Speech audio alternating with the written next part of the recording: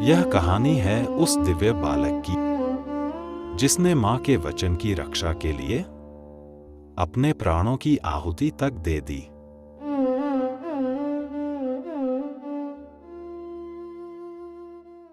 हिमालय की गोद में बसे एक भव्य और दिव्य महल में मां पार्वती और भगवान महादेव निवास करते थे। एक दिन जब भगवान शिव ध्यान करने के लिए कैलाश पर चले गए, मां पार्वती महल में अकेली रह गईं। पर मां के मन में एक गहरा अकेलापन भर आया, जैसे समय थम सा गया हो। मां ने सोचा, मेरे पति जब ध्यान में लीन होते हैं तब मेरा ध्यान कौन रखेगा? ऐसा कोई नहीं है जो मेरी सेवा करे, मेरी रक्षा करे। मां पार्वती की यह भावना मातृत्व से भरी हुई थी। उन्होंने अपने शारीरिक सौंदर्य से निकले हल्दी के उपटन से एक सुंदर बालक की मूर्ति बनाई। उसमें प्राण डालकर उन्होंने उसे अपना पुत्र बना लिया। उसका नाम रखा गणेश। गणेश अब केवल मां पार्वती के पुत्र ही नहीं, बल्कि उनके रक्षक, उनके सहचर बन चुके थे। ऐसे ना जाने कितने दिन बीत गए। फिर एक दिन मां पार्वती गणेश को आदेश दिया, पुत्र, जब तक मैं स्नान कर रही हूँ, इस महल के अंदर कोई भी प्रवेश न करे, चाहे वो कोई भी हो।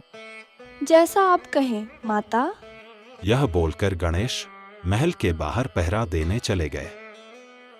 और उसी समय भगवान शिव वापस लौटे।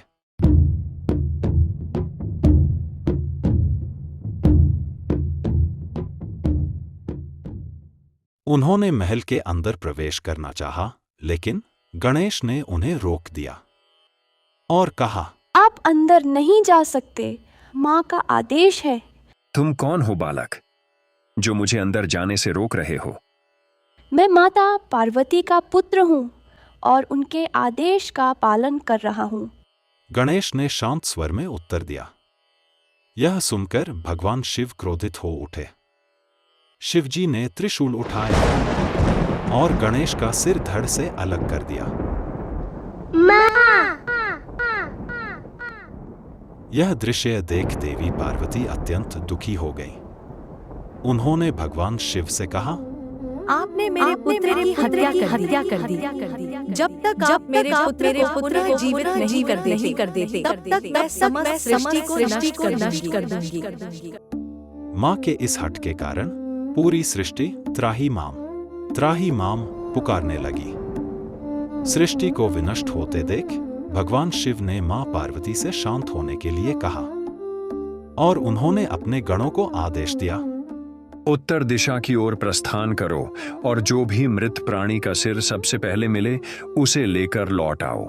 महादेव का आदेश पाकर सभी गण उत्तर दिशा की ओर प्रस्थान कर गए और सबसे पहले जो प्राणी उन्हें दिखाई दिया वह एक छोटा हाथी था जो मृत अवस्था में पड़ा था।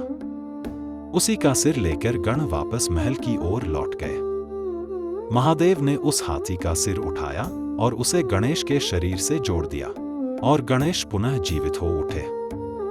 यह देखकर मां पार्वती का हृदय आनंद से भर उठा।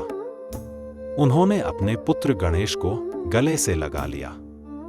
तब भगवान शिव शांत स्वर में कहा, आज से यह बालक मेरा भी पुत्र होगा और देवताओं में सबसे पहले पूज्य होगा। कोई भी शुभ कार्य, कोई भी पूजा इस पुत्र की वंदना के बिना पूर्ण नहीं होगी। यह समस्त विघ्नों का नाश करेगा और इसका नाम होगा विघ्नहर्ता गणेश। यह वचन सुनकर सभी देवता, ऋषि मुनि और गंधर्व आकाश से पुष्पों की वर्षा करने लगे। पूरा धरती और आकाश जयकारों से गूंज उठा। विघ्नहर्ता मंगल मूर्ति की जय हो, मां पार्वती की जय हो, भगवान शिव की जय हो।